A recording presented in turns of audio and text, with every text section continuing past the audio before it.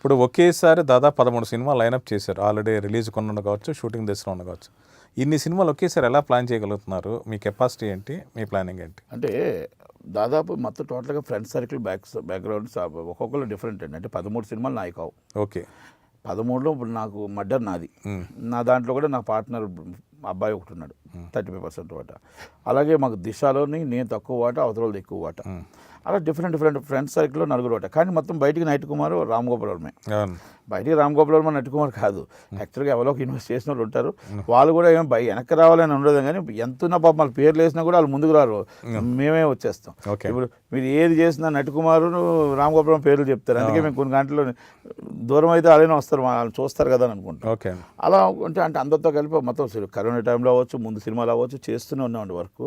అయితే ఒక ప్లానింగ్ ప్రకారం ఏంటంటే నాకు ఎవ్రీ వీక్ సినిమాని ఏంటంటే ఒక యజ్ఞం అండి. నాకు ఎవ్రీ వీక్ ఎగ్జిబిటర్లో సినిమా ఇవ్వాలి. ఓకే, ఆడుతుందా ఆడదా, ఎగ్జిబిటర్ కూడా నష్టపోకూడదు. ఎగ్జిబిటర్కి డబ్బు అందాలి, అందుకే వాళ్ళ దాంట్లోంచి మనకి ఇవ్వాలి తప్ప థియేటర్లో కొంత ఫీడ్ ఉండాలి. అలాగే ఎగ్జిబిటర్ కూడా నష్టపోకూడదండి.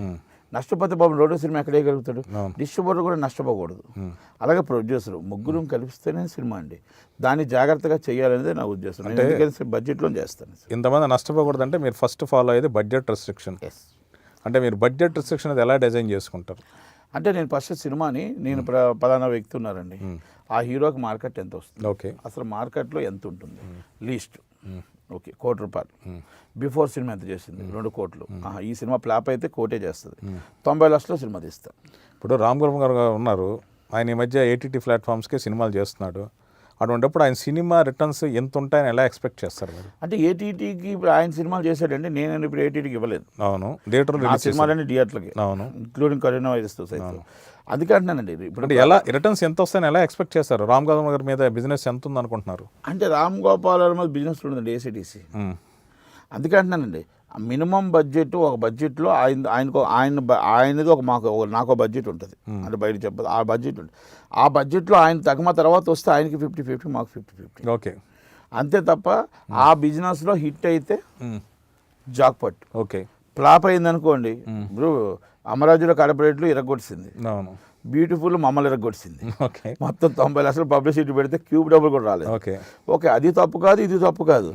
పొలిటికల్ సినిమాని చూశారు, లవ్ సినిమాని చూడలేదు. ఓకేనండి, అది మేము వేసిన డేట్ తప్ప, లేకపోతే రామ్ గోపాల్ వర్మ గారు మీరు లవ్ చూడనని అనుకున్నారా? అది జనాల నిర్ణయాన్ని మనం కట్టుబడి ఉండాల్సిందే. లియో ఎంటర్టైన్మెంట్ ఈ ఛానల్ని ప్లీజ్ సబ్స్క్రైబ్ చేయండి, షేర్ చేయండి, లైక్ చేయండి. Please subscribe to Leo entertainment. Please subscribe to Leo Entertainment YouTube channel. Subscribe Leo Entertainment channel. Leo Entertainment. Please subscribe this channel. Please subscribe to Leo Entertainment. ఇలాంటి interesting videos కోసం తప్పకుండా మా ఛానల్ని subscribe చేయండి.